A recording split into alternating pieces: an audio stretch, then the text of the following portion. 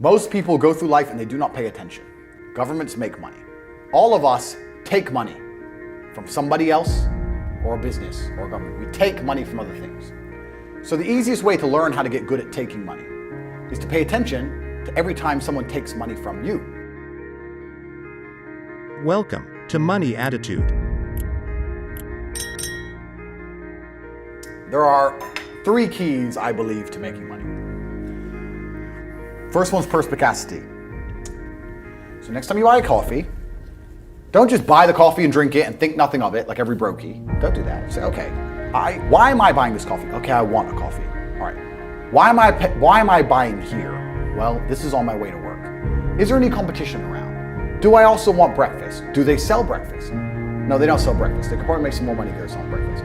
Anyway, I walk in, there's a long line. Why is there one member of staff? I'm low on time. I'm about to leave and not buy the coffee. They're about to lose money because it's taking too long. Most of the people in this line are businessmen. Why is there not a cute girl behind the counter? I bet if they paid a cute girl a little bit more, they'd still make a bunch more money because people would come in here to talk to her. Think.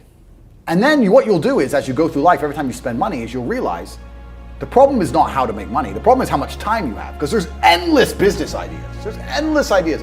I walk into a coffee shop, and by the time I've walked out, I already know exactly how to open up next door and outcompete them.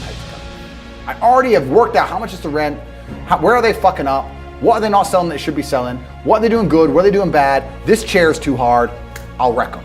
And I'll send it, and now my network is so powerful, which is the second point, network, I can send a few messages on WhatsApp and make a bank transfer. And 2 months later, there's a brand new coffee shop next door with my name on it, putting them out of business. So the first thing is you have to pay attention. Because if you pay attention, you'll start to learn that money is everywhere. Every building is owned. These are skyscrapers. Billions. Every apartment nowadays is a million. Million. You drive down a street in London, you're driving past trillions of dollars. There's money everywhere. It's all around us. When I was broke, I thought that the world was broke. I thought that there was no money. And then I got rich and realized that I was completely and utterly wrong. There's so much money. It's everywhere. If I go to try and buy a plane or a jet, they're always sold out. My yacht is a fucking 6-year waiting list. I want a Bugatti, they launch it, the email comes to my email address, 2 minutes later, gone. There's so much money. If I want a diamond watch, or a $1 million watch, or $1 million Rolex, you can't get this stuff. There is so much money out there. Once you get to a certain echelon, you realize there's money fucking everywhere. So there's plenty of money in the world. People with no money are just not very good at taking it. So you need to start paying attention. It's the first thing. Second thing is network. It's hard to make money if you don't know anybody who has money. If you sit in a room full of ice cream experts and all they talk about is ice cream, how to make ice cream, the different flavors, how to store it, how to move it, how to sell it, even by accident, if you hang around with these people long enough, when someone asks you a question about ice cream, that's what you're gonna know the answer. You're gonna say, you know what? That's because it's pistachio, and that needs to be 2 degrees higher than chocolate. And you're gonna look like a smart ass. So if you sit in a room full of people who are making a bunch of money, everyone understands this. Your network is your net worth. You're the sum of the 5 people you spend the most time with. Everybody understands this. And then they still hang around with fucking losers, because they're dummies. You're right, I am the sum of the 5 people I spend the most time with. Anyway, this is my friend Nick. He's so funny when we go drinking because he gets really drunk. Losers. I don't talk to anybody who is not winning. Everybody whose every phone call I will answer, if I answer a phone call, it is from a winner. I don't talk to losers. Everyone I talk to is rich. Everyone I talk to is making money. Everybody. If my entire reality is full of multimillionaires making money, how am I not going to make money? And this is why network is so important, is because it's the same reason that wolves hunt in packs. If you're a lone animal, you have one set of eyes. But if you're a pack, you're watching every single angle, every single side. Perhaps I might miss something. I'm as perspicacious as possible. But one of my friends identifies that the war in Ukraine is going to change and the Russian ruble is going to pump. You can make a bunch of money on a forex trade, for example. I may not have noticed, but he'll notice. Now I've made a bunch of $1 million to get a text message because I have friends who are paying attention. All of us are paying attention. So your network is super important. That's another thing. And third, it's to identify the reason why you don't have as much money as you want so far. And there's one of 3 reasons. You are either lazy, stupid, or arrogant. Those are the only 3 reasons anyone is poor. And you have to identify and choose which one it is. The majority of people are not the one they think they are. The majority of people are the one I'm about to say at the end. So let's start with lazy. There are a lot of lazy people. The unfortunate reality about money is that you are competing. So it's player versus player. It's like anything in the world. If you want that beautiful girl, so does everyone else. You have to win the competition. You want that car, you have to get it first. You want that money, everyone wants that money. You have to compete. It's competitive. Business is competitive. You are competing against people like me.